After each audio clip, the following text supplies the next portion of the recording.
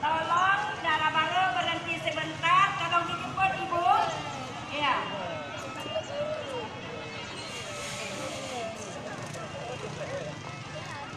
Ini darah baru lagi berdiri, dijemput oleh pihak keluarga daripada Lintu Baru.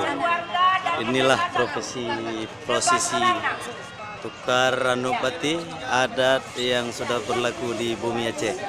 Sangat luar biasa. Pada hari ini mungkin agak sedikit perbedaan dengan penampilan dan juga mengantar darah baru di daerah lain. Nah, ini adik-adik dari sekolah sudah menyambut hidang.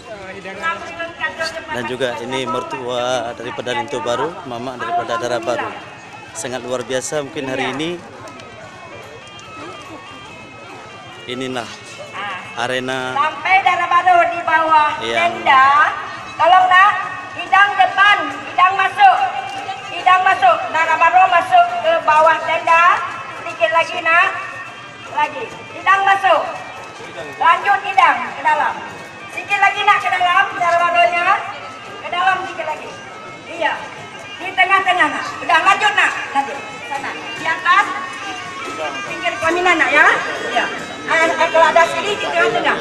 Ya, selanjutnya semapa yang akan dipimpin oleh Bapak Kiai Sopian dengan Ayah dan Murtada. Kami berikan kepada Ayah dan waktu dan tempat secukup-cukupnya.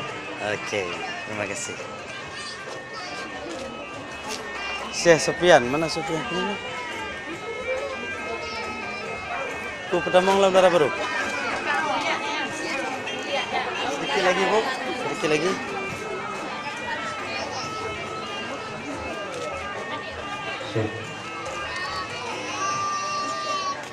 Oke.